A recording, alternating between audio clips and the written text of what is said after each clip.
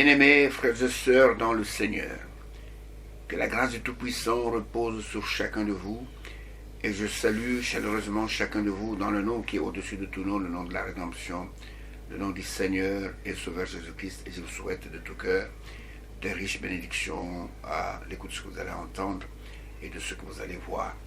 Ainsi, je salue chaleureusement chacun de vous, et je souhaite à chacun la grâce de recevoir la parole de Dieu comme étant véritablement la parole de Dieu, et sachant que c'est par elle que le salut de nos âmes peut être effectué. Ainsi, quelle que soit votre communauté, quelle que soit votre coloration spirituelle, sachez que Dieu aime tout homme qu'il a créé à son image, et ce qu'il veut, c'est que chacun de nous puisse arriver à la connaissance de la vérité et qu'il soit sauvé. Le Seigneur ne veut pas que le pécheur puisse mourir. Il veut que nous puissions nous repentir et que nous puissions expérimenter le retour vers le Père, et que nous puissions expérimenter le salut qu'il a réservé pour ceux qu'il a connus d'avance, avant que le monde ne fût. Ainsi, nous vous disons merci d'abord pour tout ce que vous faites pour son œuvre. Merci pour, pour vos dons. Merci pour vos dons financiers. Merci pour tout ce que vous faites, pour que cette œuvre puisse aller de l'avant et que la parole de Dieu soit témoignée dans le monde entier, et que ceux qui sont dans les ténèbres qui puissent voir la lumière, qu'ils puissent sortir des cachots de Satan et qu'ils puissent expérimenter la véritable liberté, parce que la Bible dit que c'est pour la liberté que Christ nous a affranchis. Il ne nous a pas sortis des cachots comme dans un autre cachot, mais en lui nous avons la pleine liberté. Ainsi que la grâce Tout-Puissant repose sur chacun de vous, pendant qu'encore une fois nous voulons nous entretenir des choses de notre maison, la maison du Père, et que la grâce du Tout-Puissant puisse faire que nous puissions devenir des véritables croyants, pas des fanatiques, pas de, de ceux qui suivent des hommes, qui suivent des communautés, mais que nous puissions devenir des vrais croyants, de ceux qui adorent le Seigneur en vérité et en esprit. Et merci de prier pour nous, parce que nous savons que vous priez, certains prient pour nous, et que les bénédictions du Tout-Puissant que vous invoquez pour nous puissent aussi être rétrocédées à vous, et que la grâce du Tout-Puissant puisse vous accorder ce qui est nécessaire pour devenir des vrais enfants de Dieu, ceux qui sont transformés par sa parole et ceux qui peuvent être comptés dans le royaume. Ainsi, merci pour tout cela. Que ces émissions vous atteignent dans n'importe quel pays, que ce soit en Afrique, que ce soit en Europe, que ce soit dans les Amériques, aux États-Unis, n'importe où, que la bénédiction du Tout-Puissant repose sur chacun de vous, et sachez que vos prières comptent beaucoup pour nous. Ainsi, merci. Je vous demande simplement de bien prendre tout ce qu'il faut pour nous prendre des notes, et même ce qu'il faut pour enregistrer, parce que ces émissions sont gratuites. La parole de Dieu, elle est gratuite. Il n'y a pas de droit d'auteur. Dieu nous a donné sa parole gratuitement. Nous aussi, quand nous prêchons gratuitement. Vous pouvez enregistrer, vous pouvez multiplier comme vous voulez, vous pouvez distribuer. Il n'y a aucun droit d'auteur. Ainsi que la grâce du Tout-Puissant repose sur vous, pendant que nous allons lui demander, encore une fois, lui, l'auteur de la parole, de vouloir bien nous accepter et de vouloir nous parler comme lui seul sait le faire, afin que toute rébellion soit ôtée du milieu de nous et que nous soyons ramenés à la foi et à l'obéissance. Ainsi que nous bénisse, pendant que nous lui demandons, Seigneur, parle-nous, pendant que nous, tes enfants, nous t'écoutons. Nous sommes dans notre domaine, si je peux dire, et notre domaine, c'est, nous vous parlons dans ces émissions de la voix de Dieu dans ces derniers jours. Nous vous parlons dans ces émissions de l'œuvre de Dieu dans ces derniers jours. Nous vous parlons dans ces émissions du message biblique du temps de la fin, le message qui est le dernier message que Dieu a envoyé aux nations avant que l'enlèvement ne puisse intervenir et que les jugements ne s'abattent sur toute la terre et que les pécheurs soient punis comme ils le méritent et que la grâce du Tout-Puissant soit manifestée envers ceux qui croient et qui seront protégés, qui seront enlevés pour être avec le Seigneur pour toujours. Nous avons passé beaucoup de temps sur la parole prophétique, sur ce que Dieu a promis de faire dans notre temps. Que Dieu soit loué pour toutes ces choses. Heureuses les oreilles qui peuvent entendre et heureux les yeux qui peuvent voir et reconnaître ce que Dieu fait dans votre temps. Parce que ce que nous savons, ce que la véritable foi, c'est quand vous croyez ce que Dieu fait dans votre temps. Et nous allons, si je peux dire, dans la continuité de notre sujet, après avoir parlé longuement de la parole prophétique, nous voulons parler du but que Dieu s'est assigné bien avant la fondation du monde.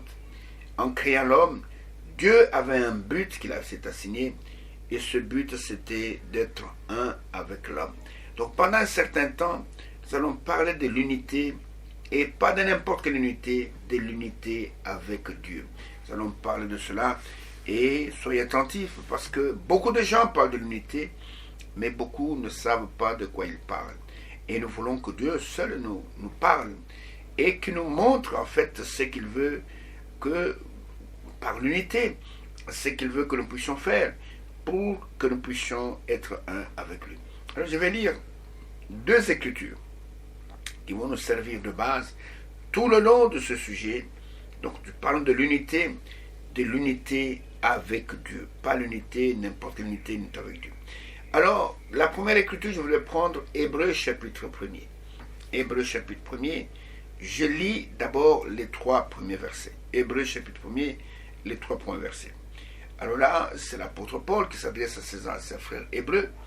Et les Hébreux, c'était les gens à qui les bénédictions, la parole, c'est pour moi les patriarches étaient destinés. Et voilà ce que Paul leur dit en commençant cet épître merveilleuse. Et voilà ce que Paul nous dit. Après avoir autrefois, à plusieurs reprises, de plusieurs manières, parlé à nos pères les Hébreux, par les prophètes, Dieu, dans ces derniers temps, nous a parlé par le Fils. Il l'a établi, héritier de toutes choses. Par lui, il a aussi créé l'univers. Le Fils est le reflet de sa gloire et l'empreinte de sa personne. Et il soutient toutes choses par sa parole puissante. Il a fait la purification des péchés et s'est assis à la droite de la majesté divine dans le lieu très haut. Alors j'ajoute encore, pour compléter, pour que nous puissions avoir une pensée complète, le livre de la Genèse, Genèse chapitre 1er, là où Dieu a créé l'homme, et c'est dans Genèse chapitre 1er, verset 26 et verset 27, seulement 2 versets, et là il est écrit ceci, puis Dieu dit, c'est le soir du 6e jour, faisons l'homme à notre image, selon notre ressemblance, et qu'il domine sur le poisson de la mer, sur les oiseaux du ciel, sur le bétail, sur toute la terre, et sur tous les reptiles qui rampent sur la terre. Dieu créa l'homme à son image, il le créa à l'image de Dieu, il créa l'homme et la femme. Voici les 2 écritures qui vont nous servir de filon, si je peux dire, et tout le long de ces émissions que nous allons consacrer à l'unité, parce que tout le monde veut être un, tout le monde parle de l'unité, et même dans ce message, les gens posent des questions, pourquoi nous ne sommes pas un? Peut-être que vous allez avoir la solution ou la réponse dans ces émissions. Nous voyons que le terme unité, l'unité signifie être un avec ou être uni avec quelqu'un ou avec une chose, on peut être uni à quelque chose, donc c'est être uni. Et depuis l'éternité, le Dieu de la création a toujours voulu être un avec sa création et spécialement avec l'homme. Vous comprenez, spécialement avec l'homme qu'il a créé à son image et à sa ressemblance, comme on vient de lire dans Genèse chapitre 1er, verset 26, verset 27, il dit que Dieu, après avoir créé tous les animaux, l'homme a été créé le dernier. Regardez, il a été créé le dernier. Et comme je le dis souvent, dans la création originelle, l'homme est le petit frère de toutes les créations, si je peux dire. C'est-à-dire que de toutes les créations vivantes qui sont sur la terre, l'homme a été créé après le chien, après le chimpanzé, après le coq, après, c'est pas moi, et tous les animaux qui sont sur la terre, après la girafe, après le lion. Tous ces animaux ont été créés avant, et c'est à la fin que Dieu va créer l'homme. Et pourquoi a-t-il fait cela? Parce que l'homme devait dominer sur toute la création vivante sur la terre. Et quand Dieu a créé l'homme, il a dit, et que l'homme doit dominer sur tout cela, et nous voyons que c'est pour cela que l'homme devait venir le dernier. C'est comme quand il y a des manifestations officielles, il y a ce qu'on appelle une mise en place, et c'est le chef de l'État qui arrive le dernier. Ce n'est pas qu'il est le moindre, non, il vient là pour que ceux qui sont là puissent lui rendre les hommages. Et l'homme aussi, c'était la même chose. Il fallait qu'il vienne le dernier, parce que celui qui devait être le patron, afin que tous ceux qui étaient l'avant puissent lui rendre les hommages, qu'ils puissent reconnaître que c'est lui qui est le chef. Et nous voyons que pour la création de l'homme, Dieu va prononcer ces paroles qu'il n'avait pas prononcées pour les animaux, qu'il n'a pas prononcées pour les reptiles, qu'il n'a pas prononcées pour les oiseaux. Et là, Dieu va prononcer une parole où il va dire, il dit au verset 26, puis Dieu dit, faisons l'homme à notre image, selon notre ressemblance, et qu'il domine sur le poisson de la mer, sur les oiseaux du ciel, sur le bétail, ainsi de suite. Donc Dieu dit, nous allons faire l'homme à notre image, à notre ressemblance. Et non seulement ça, il doit avoir la domination. Il était le seul dans la création originelle qui était appelé fils de Dieu. Et aucun animal n'avait sauté des fils de Dieu. Et Dieu l'a fait à son image. Et le but de Dieu était de devenir, d'être un avec l'homme et de vivre dans cette unité où il pouvait se manifester à n'importe quel moment devant l'homme. Et cette unité que Dieu veut avec l'homme, c'est une unité qui doit se faire conformément à sa parole et pas n'importe quelle unité. Alors, vous voyez, pour notre temps, par exemple, nous avons longuement parlé de l'enlèvement. Retenez ceci, que l'unité est exigée pour pouvoir participer à l'enlèvement. C'est-à-dire que tous ceux qui partiront dans l'enlèvement, écoutez, ils doivent être dans cette unité, l'unité avec Dieu et l'unité avec les frères, avec les sœurs. C'est-à-dire qu'il y a l'unité verticale, il y a aussi l'unité horizontale, verticale avec Dieu, horizontale avec son semblable. Et nous voyons que plusieurs parlent de cette unité, mais beaucoup ne savent pas de quoi ils parlent. Et les hommes, avec les meilleures intentions du monde, veulent réaliser l'unité, mais nous voyons que beaucoup échouent parce que cette unité qu'ils veulent faire, c'est en dehors des règles de Dieu, en dehors de ce que Dieu a donné comme instruction afin que nous soyons dans l'unité avec lui. Et nous voyons que l'homme, dans son fort intérieur, il a ce désir d'être un, il a ce désir de l'unité, mais regardez que l'homme ne parvient pas à atteindre ce but à cause que l'homme essaie de réaliser cette unité, non pas selon Dieu, mais l'homme essaie de réaliser l'unité selon ses pensées, selon ses conceptions, selon la philosophie, selon la politique, selon, c'est pas moi, des conditions ethniques, selon tout ce qu'il peut faire, et l'homme met de côté les voies tracées par Dieu ou la voie tracée par Dieu pour que nous puissions être vraiment en unité d'abord avec lui et avec notre semblable. C'est ainsi que sur la terre, on trouve beaucoup des unions ou beaucoup des unités et on trouve des unions politiques où les gens font des cartels politiques, on trouve des unions religieuses ou comme par exemple il y a le mouvement écuménique qui réunit plusieurs églises, on trouve des unions économiques, on trouve des unions régionales, des unions tribales, des unions ethniques, où les hommes essayent en fait d'accomplir leur propre volonté, mais nous voyons que toutes ces unions vont tout simplement échouer lamentablement, parce que ces unions ne sont pas conformes à la parole de Dieu. Il y a même cette grande organisation que vous connaissez qui s'appelle l'ONU, Organisation des Nations Unies, mais à l'intérieur, ces nations ne sont pas unies. Ces nations sont très divisées. C'est une unité de façade. Et c'est une unité où les gens se combattent quand ils montrent à la tribune. Ils se diabolisent les uns avec les autres. Mais ce n'est pas de cette unité dont nous voulons parler. Nous voulons parler de l'unité parfaite telle que Dieu l'avait au commencement avec l'homme.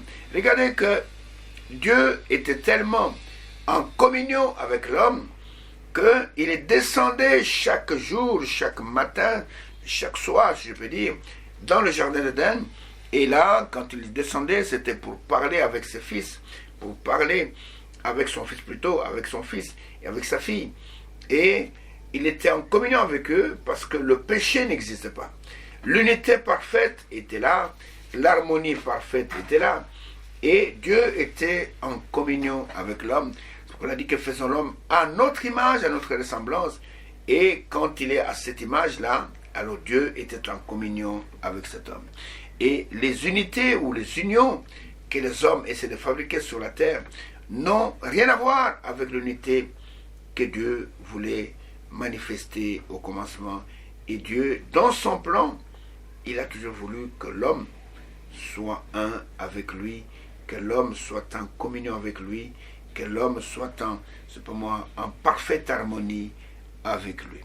Et nous voyons que Dieu descendait dans le jardin d'Éden, il parlait à ses enfants, il leur parlait et les enfants écoutaient, ils répondaient, Adam et Ève parlaient avec lui.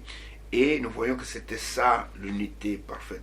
Ce n'était pas une unité préfabriquée, ce n'était pas un semblant d'unité. Il y a des hommes qui prétendent être unis, mais dont le cœur ne battent pas l'unition. C'est comme dans le mariage. Vous voyez, dans le mariage, le mot mariage signifie union. Nous sommes censés être unis à nos épouses, devenir un, comme la Bible dit que l'homme quittera son père et sa mère. Il s'attachera à sa femme et les deux deviendront une seule chair. C'est une sorte d'union. Le mariage, c'est une union. Et l'homme de Dieu, le prophète de cette heure, nous a donné un conseil en tant que serviteur de Dieu, en tant que pasteur, de ne pas unir deux personnes si leur cœur ne battent pas à l'unisson. S'ils n'ont pas les mêmes sentiments, s'ils n'ont pas le même cœur, s'ils n'ont pas le même esprit, ne les unissez pas, sinon ce sera un faux mariage. Et nous voyons que beaucoup de mariages ne réussissent pas. Pourquoi? Parce que les personnes, physiquement, elles semblent être ensemble, mais en réalité, elles ne sont pas unies. Chacun a gardé sa personnalité, chacun est dans son coin, et très vite, les divorces arrivent. Et dans certains pays d'Europe, on parle même de féminicide, c'est-à-dire qu'il arrive même que le conjoint assassine sa conjointe, et ça, ce n'est pas la véritable unité. Et nous voyons que même dans les unions politiques, les gens sont dans des cartels, et dans ces cartels, ils donnent l'impression d'être un, ils ne sont pas un. Ils se critiquent les uns les autres. Dans les discours qu'ils font, ils se lancent des flèches. Et regardez, dans le conseil écuménique des églises, les églises sont là, elles prétendent être une, elles ne sont pas une. Et chacune a sa manière de voir, chacune a sa manière de croire. Et chacune, il y en a qui défendent la Trinité, qui croient que, en Dieu, il y a trois personnes en Dieu. Il y en a qui défendent que Dieu est unique. Et tout ça, on a mis ensemble, on a fait une drôle de soupe. Il y a des gens qui sont là, ils prétendent être un, mais ils ne sont pas un. La véritable unité, mon bien-aimé frère, ma bien-aimée sœur, ne peut se faire, ne peut tenir que si elle est faite selon les lois que Dieu a établies pour cela. Regardez que même sur le plan charnel, regardez même dans ce message précieux, les gens se battent, les gens se poumonnent parce qu'ils veulent unir, ils veulent avoir de l'union, de l'unité. Mais pourquoi cela ne marche-t-il pas? Vous allez le savoir, Pourquoi ces unions ne marchent pas? Parce que ces unions ne sont pas faites sur base de ce que Dieu a demandé pour que nous soyons un, mais ces unions sont faites sur base des ambitions personnelles. Ces unions sont faites sur base de ce que les gens veulent aboutir à des ambitions personnelles. Ils veulent qu'on parle d'eux, qu'ils sont des unificateurs. Mais ce n'est pas ça. C'est d'abord une union, je peux dire, des cœurs. Il faut que le cœur puisse battre à l'unisson. Il faut que nous puissions croire la même parole. Il faut que nous puissions être baptisés du même Saint-Esprit. En dehors de cela, tout ce que vous faites comme unité, ce sont des fausses unités. Ce sont des fausses unions. Et nous voyons que Tout ce que l'homme fait en mettant Dieu de côté aboutit simplement à des échecs. C'est pourquoi toutes les unités que les hommes ont essayées depuis que le monde existe, depuis que l'homme existe, tout cela a été voué à l'échec. Pourquoi? Parce que l'homme, et quand il fait ses plans d'unité, il met Dieu à l'écart. Ainsi nous voyons que Dieu, au commencement, le Dieu de la création, il a voulu que l'homme soit un avec lui. Et au commencement, Adam et Ève n'écoutaient qu'une seule prédication, un seul prédicateur. Ils n'écoutaient que le Dieu créateur. Et c'est ainsi que Adam et Ève pouvaient être en harmonie avec le Créateur. Ils pouvaient marcher ensemble avec lui. Mais regardez, quand il y a eu cet autre prédicateur qui est venu, qui s'est caché, qui s'est incarné dans le serpent, c'est-à-dire Satan, et qui est venu prêcher à Ève un autre évangile, qui est venu le prêcher une autre parole. Et cette parole du serpent les a entraînés à désobéir à Dieu. Et cela a introduit le péché. Et le péché a introduit la mort. Et quand la mort est entrée, la communion a été coupée avec le Père. Et ils furent chassés de la présence du Dieu Tout-Puissant. Et l'unité fut interrompue. Dieu qui descendait chaque soir ne descendait plus. Et l'homme se retrouvait là-bas, séparé, loin de Dieu. L'homme qui était un immortel, l'homme a commencé à sentir de la faiblesse dans son corps. L'homme a commencé à tomber malade. L'homme a commencé à mourir. Et l'homme a été jeté loin de la présence de Dieu. Mais ce n'était pas pour l'éternité. Et l'homme a été mis à l'écart jusqu'à ce que le péché soit expié et que l'homme soit ramené de nouveau dans la présence du Tout-Puissant. Ainsi, nous voyons que Dieu lui-même a le souci d'être un avec sa création et spécialement avec l'homme qu'il a créé. Regardez qu'avant que le péché n'entre, et il y avait une telle harmonie que même toute la création, il n'y avait pas de meurtre, il n'y avait pas de tuerie, même les animaux vivaient en paix. Mais quand le péché est entré, la Bible dit dans Romains 5, verset 12, que par avec le péché, la mort est entrée et la mort s'est étendue sur tous les hommes. Et c'est pourquoi nous mourons. Nous mourons pourquoi? Parce que, et quelque part, il y a eu un temps où la communion a été interrompue. Et nous voyons que Dieu, dans son plan original, il voulait être en communion avec ses enfants, en tant que Père. Et il voulait être uni avec sa famille terrestre. Et Jésus, notre Seigneur, a parlé de cette unité. Et nous allons voir ça ensemble. Et souvent, les paroles du Seigneur sont mal interprétées par des personnes mal affermies, qui ne comprennent pas exactement ce qui se passe. Et on se réfère souvent à cela, mais souvent, on se réfère de la mauvaise manière, parce qu'on ne comprend pas ce qui se passe quand le Seigneur va prier pour que nous soyons un, et devant qui il est pendant qu'il fait cette prière. Les gens ne se posent pas de questions. On prend ces paroles de Jésus, on les lit dans les conseils écuméniques, et pour dire, écoutez, Dieu a dit que nous soyons un. Oui, il a dit que nous soyons un. Mais pas dans une union disparate, une union où chacun croit ce qu'il veut. Non, ça, ce n'est pas l'unité que Dieu veut. Nous allons voir que dans Jean chapitre 17, nous allons prendre un peu du temps pour étudier cette prière. Avant de lire dans Jean chapitre 17, qui va nous prendre un peu du temps, Jean chapitre 17, nous lirons tout le chapitre, du verset 1er jusqu'au verset 26, mais nous allons le lire progressivement. Je voudrais seulement dire ceci, je l'ai déjà dit à maintes reprises. L'évangile selon Jean, c'est un évangile un peu particulier. C'est l'évangile de l'aigle, c'est l'évangile de celui qui voit plus loin. Écoutez,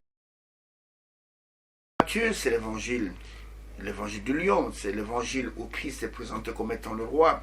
L'évangile de Marc, c'est l'évangile de, je ne sais pas comment le dire, du veau, c'est-à-dire de l'être vivant à la face du veau, et qui présente le Seigneur comme étant le serviteur de l'Éternel, le serviteur de son Père.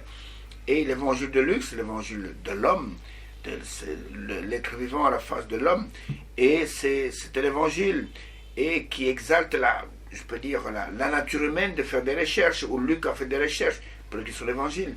Mais l'évangile de Jean, c'est l'évangile de l'aigle. Et l'aigle, plus il monte, mieux il voit. Et Jean dit, quand il commence son évangile, il ne voit pas, il commence pas son évangile à la naissance de Jésus, comme Matthieu l'a fait, comme Marc l'a fait, comme Luc l'a fait. Mais Jean, quand il commence son évangile, il en remonte au commencement. Il dit, au commencement était la parole.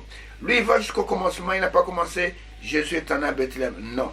Lui, il remonte au commencement pour nous montrer que celui qui était né à Bethléem, son origine remonte à l'éternité, comme Michel avait dit dans Michel chapitre 5, verset 1er. Il dit, et toi, Bethléem, petite entre les Judas, de toi sortira un chef qui pétera mon peuple, et dont les origines remontent où ça? À l'éternité.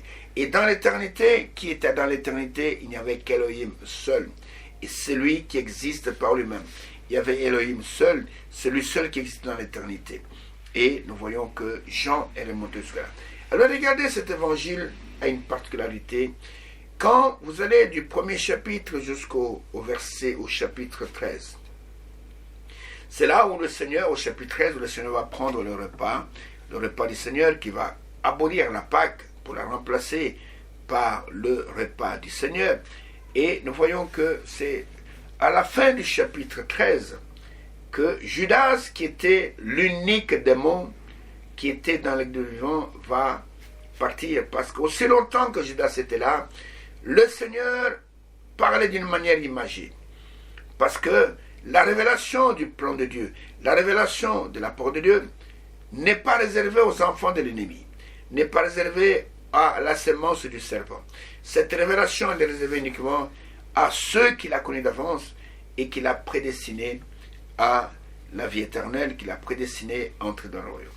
Et quand Judas est parti, le Seigneur a changé directement de langage.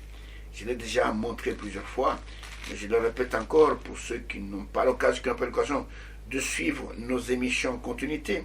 Et au chapitre 13, Judas s'en va. Et au chapitre 14, le Seigneur est resté uniquement avec la sémence prédestinée. Alors, chapitre 14, chapitre 15, chapitre 16 de l'évangile selon Jean, chapitre 17, chapitre 18, disons, le Seigneur est seulement en présence de la sémence élue, de la sémence prédestinée. C'est pourquoi, du chapitre 14 au chapitre 17, il va leur parler ouvertement. Il va leur parler ouvertement de choses qui vont arriver, et le Saint-Esprit n'est pas pour les enfants de l'ennemi. Il va leur parler ouvertement que je m'en vais, mais je vous enverrai le Consolateur. Il vous avantageux que je m'en aille, parce que si je ne m'en vais pas, le Consolateur ne sera pas venu. Et quand le Consolateur viendra, il vous conduira dans toute la vérité. Vous comprenez? Il vous conduira dans toute la vérité. Et nous voyons que du chapitre 14 jusqu'au chapitre 17, ici, il ne s'adresse pas aux dénominations. Il ne s'adresse pas aux pharisiens, il ne s'adresse pas aux sadducéens, il ne s'adresse pas au groupe de prière. Ces paroles sont adressées à la véritable Église. D'abord au chapitre 14, il dit, je ne vous laisserai pas orphelins, je m'en vais vous préparer une place, et quand j'aurai terminé de préparer une place, je reviendrai et je vous prendrai. Cette parole, il ne pouvait pas la prononcer aussi longtemps que Judas était au milieu d'eux, parce qu'il n'est pas parti préparer une place pour les enfants de l'ennemi. Judas était, il va l'appeler au chapitre 17, le fils de la perdition. Il n'était pas prédestiné au salut. Vous comprenez? J'ai gardé tout ce que tu m'as donné, excepté le fils de la perdition, afin que l'écriture soit accomplie. Nous allons le lire plus tard. Alors, nous voyons que il va commencer à parler des choses plus profondes. Il va parler de la promesse du Saint-Esprit. Il parle simplement aux 11, à la sémence prédestinée. Il ne parle pas pour les autres. Entre-temps, Judas est parti pour aller trahir. Vous comprenez? Et il va parler, au chapitre 14, il va parler qu'il va préparer une place. Il va dire que vous connaissez le chemin. Thomas va dire qu'il ne connaît pas le chemin. Il va leur dire que je suis le chemin, je suis la vérité, je suis la vie. Nul ne peut venir au Père que par moi. Ça au chapitre 14. Et il va faire la promesse du Saint-Esprit qui va venir. Et il va insister en disant au chapitre 14, verset 17, commençons par le verset 15. Il est dit, si vous m'aimez, gardez mes commandements. Et moi je prierai le Père. Il vous donnera un autre consolateur, afin qu'il demeure éternellement avec vous. Pendant que je suis avec vous, je suis votre consolation.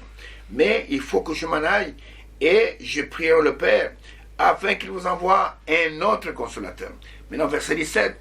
L'Esprit de vérité, écoutez attentivement, que le monde ne peut recevoir, parce qu'il ne le voit point et ne le connaît point. Mais vous, vous le connaissez, car il demeure avec vous et il sera en vous. Le Saint-Esprit n'est pas l'esprit des organisations. Et nous allons voir que le Saint-Esprit, c'est l'esprit de l'unité. Il dit, l'esprit de vérité que le monde ne connaît pas, que le monde ne voit pas, que le monde ne peut pas recevoir. Tu ne peux pas recevoir le Saint-Esprit avec une parole hybride. Le Saint-Esprit, il est l'esprit de vérité. Il doit venir, la vérité c'est la parole de Dieu, la vérité c'est le Seigneur Jésus-Christ. Il doit venir sur la parole véritable pour sceller l'âme de ceux qui ont reçu cette parole de vérité. C'est pourquoi nous le répétons parfois, les gens ne comprennent pas ou parfois ne comprennent mal. Le Saint-Esprit ne peut pas descendre là où la parole est falsifiée. Là où la parole est tronquée, là où la parole a été modifiée, le Saint-Esprit ne peut pas descendre, s'il vous plaît. Il ne peut descendre que là où la parole de vérité est apportée. Et si vous avez lu à l'époque, dans Éphésiens au chapitre 1er, au verset 13, verset 14, pour vous montrer comment on reçoit le Saint-Esprit. Il est écrit au verset 13, en lui, en Christ, vous aussi, après avoir entendu la parole de la vérité, pas la parole des théologiens, pas la parole des pharisiens, pas la parole des sadducéens, après avoir entendu la parole de la vérité, l'évangile de votre salut, pas l'évangile de votre perdition, en lui vous avez cru, et vous avez été scellés. C'est une condition sine qua non du Saint-Esprit qui avait été promis. Le Saint-Esprit, c'est la promesse du Père. En lui, en Christ, vous avez cru, vous avez d'abord entendu la parole de la vérité. Cette parole, elle est prêchée par des hommes qui sont des membres de son corps, qui sont en Christ. En lui, vous avez cru, et vous avez été scellés du Saint-Esprit qui avait été promis, lequel, verset 14, est un gage de notre héritage pour la rédemption de ceux que Dieu s'est acquis pour célébrer sa gloire. Vous comprenez? Et le Seigneur dit au chapitre 14 de Jean, l'Esprit de vérité que le monde ne peut recevoir. Il ne peut pas les recevoir. C'est pourquoi toutes les dénominations qui prétendent avoir le Saint-Esprit, et elles sont simplement trompées quelque part. Il n'y a pas de Saint-Esprit là-bas. Ils peuvent être loin du Saint-Esprit. Ils peuvent, recevoir l'onction du Saint-Esprit au niveau de leur esprit, mais ils ne peuvent pas être scellés du Saint-Esprit. Ils ne connaissent pas le Saint-Esprit. Ils ne peuvent pas le recevoir parce que le Saint-Esprit, c'est l'esprit de vérité, n'est pas l'esprit de l'hybridation, n'est pas l'esprit du mensonge, que le monde ne connaît pas un peu. Mais vous le connaissez, car il demeure avec vous, en Jésus, et il sera en vous, en tant que Saint-Esprit. Je ne vous laisse pas orphelins, ainsi de suite. Et la promesse est faite à la véritable Église. Et au chapitre 15, le Seigneur parle du cep, du véritable cep. Il dit, je suis le vrai cep, vous êtes les sarments, et vous avez la vie seulement si vous êtes attachés à moi. Il parle à la véritable semence. Judas n'est plus là. Il parle à la véritable semence, et il leur montre que si vous demeurez attachés à moi, alors vous allez porter beaucoup de fruits, et mon Père sera glorifié au travers de cela. Vous comprenez? Et ainsi de suite. Au chapitre 16, il répète les tribulations qui vont venir, et il répète encore la promesse du Saint-Esprit. Là, au verset 13 du chapitre 16, il dit, quand le consolateur sera venu, l'Esprit de vérité, il vous conduira, non pas dans les erreurs, dans toute la vérité, car il ne parlera pas, car il ne parlera pas de lui-même, mais il dira tout ce qu'il aura entendu, il vous annoncera les choses à venir.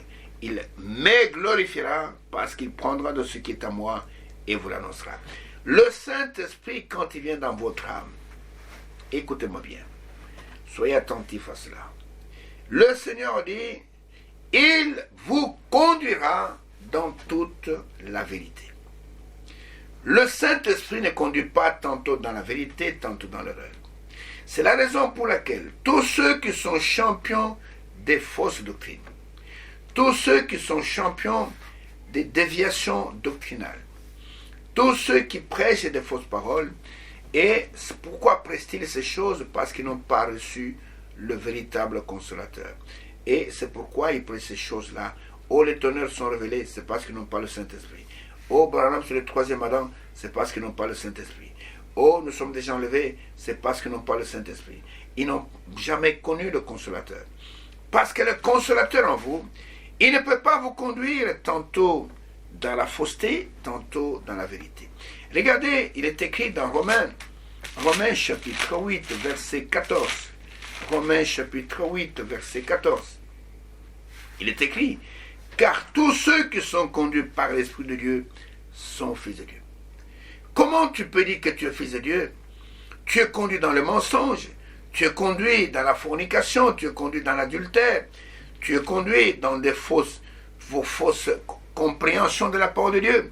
Et tu penses que la polygamie, c'est ça le message. C'est parce que tu n'as pas le Saint-Esprit. Si tu avais le Saint-Esprit, tu comprendrais très très bien la prédication mal divorce de l'homme de Dieu, le prophète de Dieu.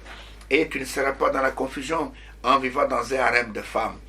Tu comprendras des choses de la bonne manière. Et nous voyons que ceux qui sont de Dieu, ils sont bénéficiaires de la conduite du Saint-Esprit. C'est l'esprit de vérité, l'esprit de la parole, que le monde ne connaît pas, que le monde ne peut pas recevoir. C'est pourquoi, pour recevoir le Saint-Esprit aujourd'hui, écoutez-moi bien vous qui me suivez, pour recevoir le Saint-Esprit aujourd'hui, qui est le visa pour l'enlèvement, vous devez absolument, obligatoirement, entendre la parole de la vérité. Et la parole de la vérité, aujourd'hui, c'est ce message que vous écoutez, c'est la voix de Dieu dans ces derniers jours. Et quand Dieu voit que vous avez reçu sa parole pour votre temps, il met sur vous le sceau de Dieu, qui est le Saint-Esprit. En dehors de cela, il n'y a que, ce n'est que du blabla. En dehors de cela, il n'y a que des tromperies. C'est la raison pour laquelle quiconque a reçu le Saint-Esprit, en tant que sceau, je ne parle pas en tant qu'onction. L'onction, même un sorcier peut la recevoir. Vous comprenez? Quiconque a reçu le Saint-Esprit en tant que sceau, il est conduit pour le reste de sa vie dans toute la vérité. Il ne peut pas croire des fausses doctrines. Il ne peut pas prêcher. Tous ceux qui prêchent des fausses doctrines, même s'ils sont puissants, ils ont beaucoup d'argent. Même s'ils ont des églises qui brassent beaucoup de foules. Je vous l'ai dit, je peux me dire, ainsi dit le Seigneur, ils sont simplement séduits quelque part par des esprits séducteurs. Ils n'ont pas le Saint-Esprit. Le Saint-Esprit ne peut pas tolérer que vous puissiez prêcher des fausses doctrines. Il ne peut pas tolérer cela. Et ça, c'est au chapitre 16. Maintenant, quand nous arrivons au chapitre 17 de l'Évangile selon Jean, que nous allons étudier verset par verset, et qui est appelé dans beaucoup de Bibles, parfois dans ma Bible est écrit la prière d'intercession de Christ, le souverain sacrificateur. Dans certaines Bibles est écrit la prière sacerdotale du Seigneur. Et je voudrais dire ceci, cette prière n'est pas faite pour tout le monde. Cette prière n'est pas faite pour les églises au pluriel. Cette prière n'est pas faite pour le conseil œcuménique des églises. Cette prière, elle est faite uniquement pour l'église véritable, pour la sémence prédestinée, celle qui croira véritablement à la parole de Dieu. C'est pour les élus de Dieu que le Seigneur est en train de prier ici. Il ne prie pas pour tout le monde. Si vous avez cru cela, si vous avez pensé qu'il priait pour toutes les églises, et qu'il croit de différentes manières, et si vous pensez qu'il a prié pour tout le monde comme ça, vous êtes simplement dans l'erreur. La Bible dit que Jésus est venu, il est venu mourir afin de rassembler dans un même corps, non pas les membres des dénominations, mais il est venu pour unir dans un seul corps les enfants de Dieu qui étaient dispersés sur la terre. Pour trouver cela, c'est dans l'évangile selon Jean, au chapitre 11. Et quand le Sanhédrin s'était réuni pour décider que Jésus devait mourir à cause qu'il faisait trop de miracles, dans Jean chapitre 11, et il est écrit à partir du verset 49, et il est écrit que l'un d'eux, Caïphe, qui était souverain sacrificateur cette année-là, leur dit, vous ne comprenez rien, vous ne réfléchissez pas qu'il est dans votre intérêt qu'un seul homme meure pour le peuple et que la nation entière ne périsse pas. Écoutez maintenant ce qui est écrit ici. Or, verset 51, il ne dit pas cela de lui-même, mais étant souverain sacrificateur cette année-là, il prophétisa que Jésus devait mourir pour la nation. Et ce n'était pas pour la nation seulement, c'était aussi afin de réunir en un seul corps les enfants de Dieu dispersés. Jésus est venu mourir pour ceux qu'il a connus d'avance avant que le monde ne fût, pour réunir dans un seul corps les enfants de Dieu dispersés. Alors, la prière ici du souverain sacrificateur, il ne prie pas pour tout le monde. Il prie pour la véritable Église, pour ceux qui vont recevoir la parole véritable.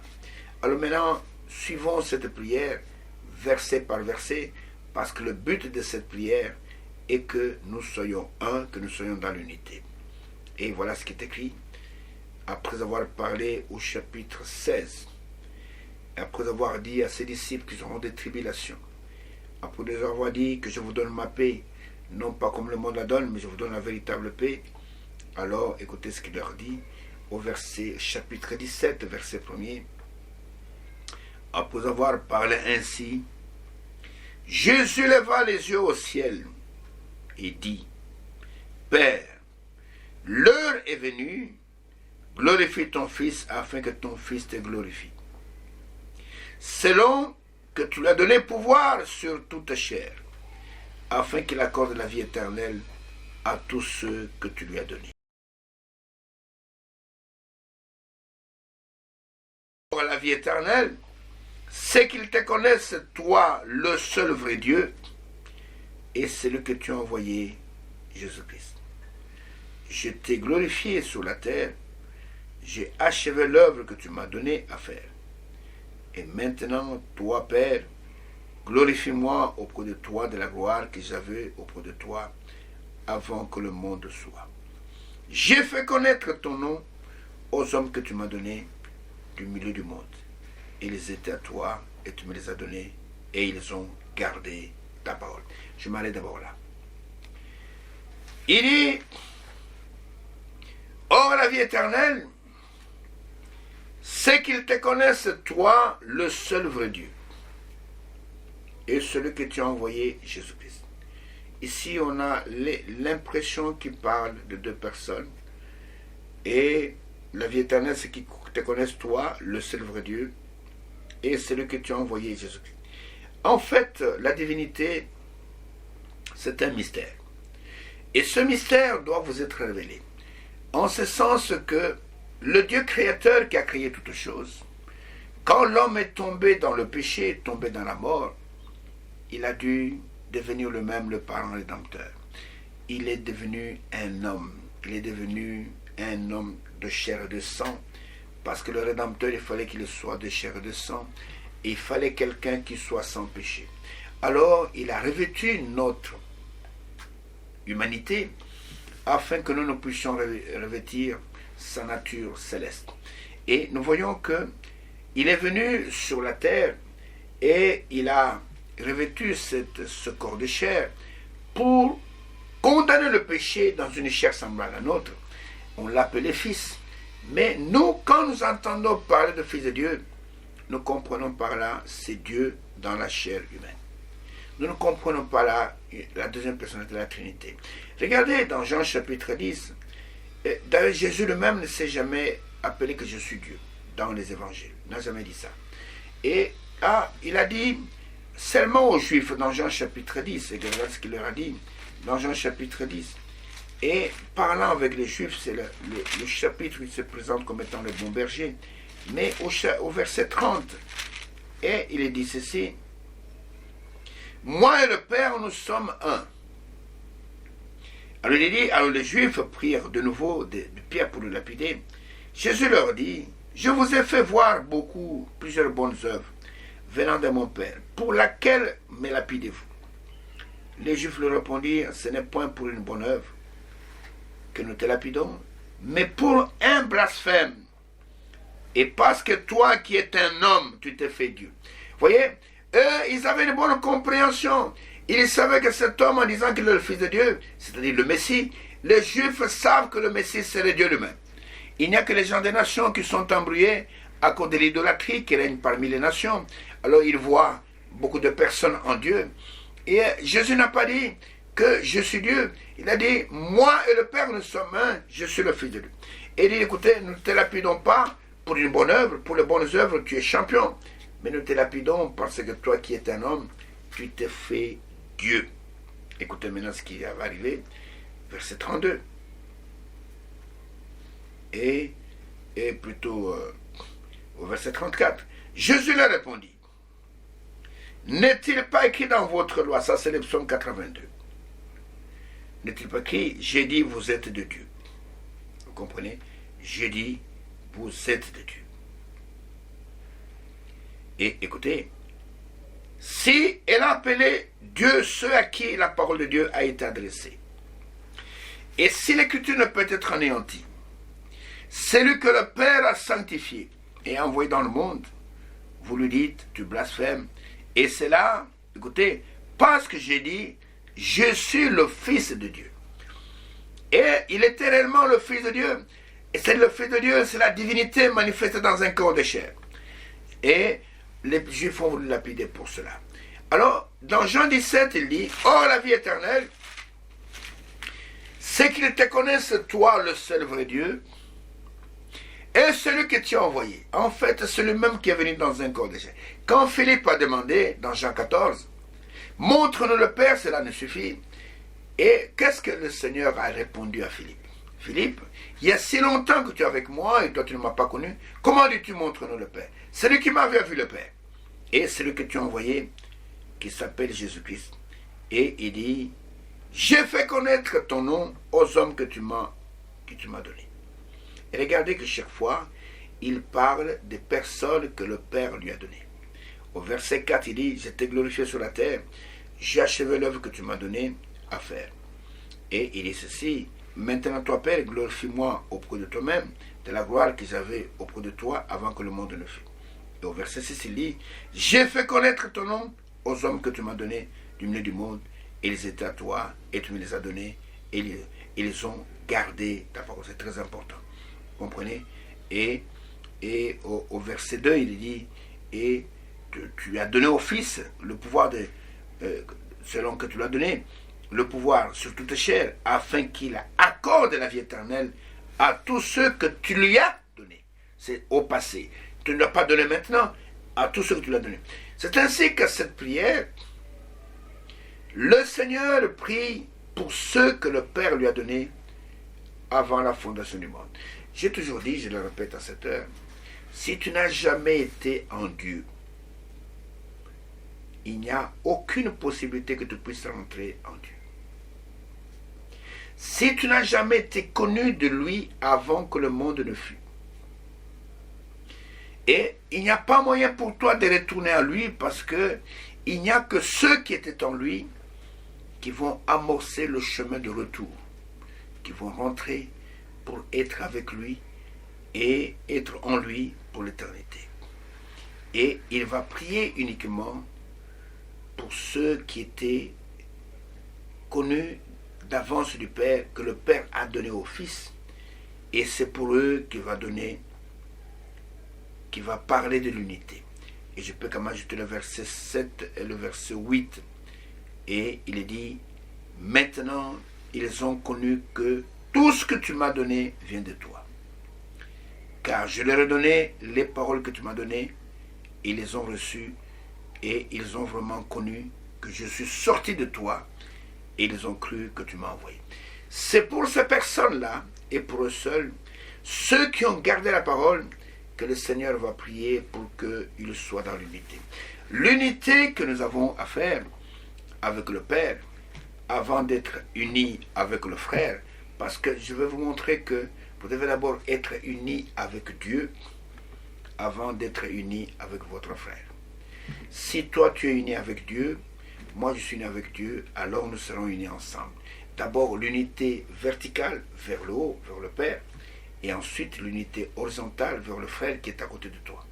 Et regardez que le Seigneur prie ici pour ceux que le Père lui a donnés avant que le monde ne fût.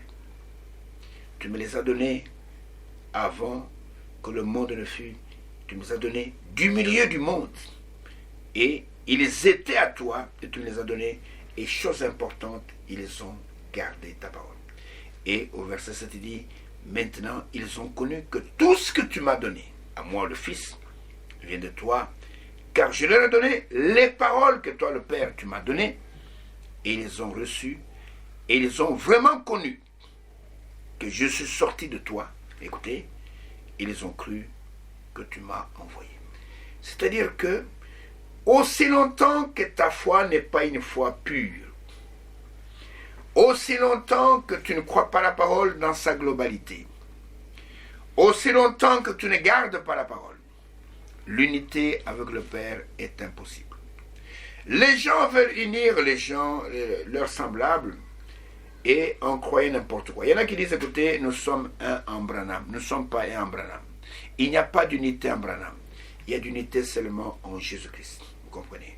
Et j'ai été à une convention quelque part où je trouvais les gens qui avaient des foi disparates. Il y en a qui croyaient qu'il était déjà enlevé.